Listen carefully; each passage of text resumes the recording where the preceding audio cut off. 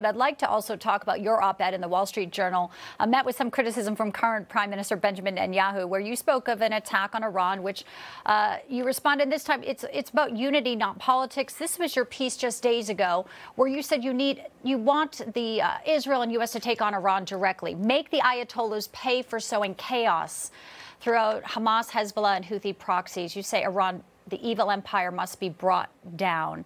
Obviously, many feel the Biden administration has also been extremely weak here and not done enough here. How do you suggest this happening to bring down Iran? The precise same way that America brought down the Soviet Union in the late 80s. We have a Cold War going on between Iran and the West. Iran is a rotten, terror, radical regime. But it's also highly incompetent. And I believe that with ongoing pressure, economic, diplomatic, covert actions, Iran's regime can be replaced and with a competent, good regime.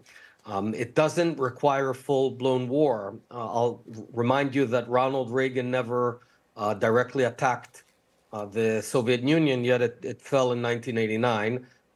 During the first Bush administration, as a result of multiple pressures and a result of internal implosion.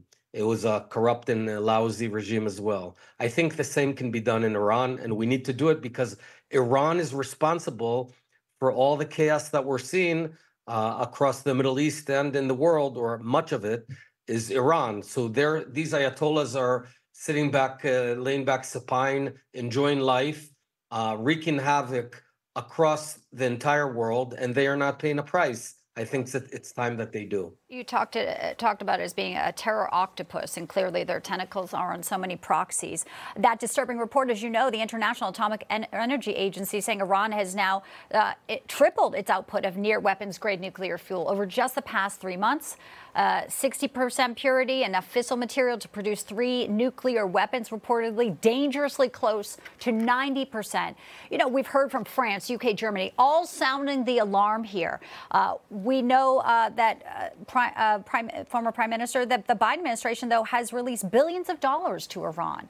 And this JCPOA deal still out there as far as, appeasing Iran. Specifically speak to what you would like to see the Biden administration do when you hear reports of this and Iran getting so much closer to possibly being able to produce a nuclear weapon.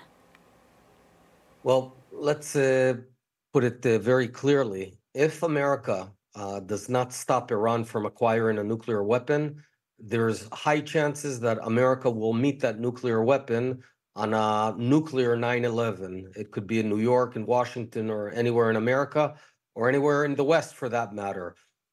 Iran being the leading exporter of terror in the world, if it acquires nuclear weapons, that's an unmitigated disaster. They've proven that they're willing to kill innocent people anywhere, and we just have to stop them.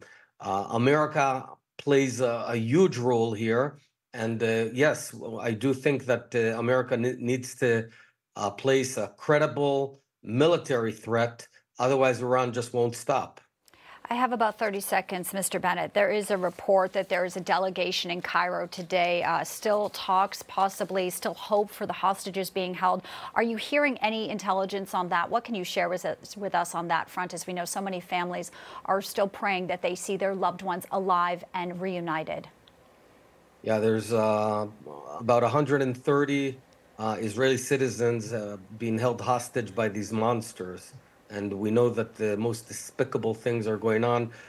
We know there are talks going on, but the only way to make it happen is for us to assert more pressure and hit Hamas harder, and that ultimately will bring the result.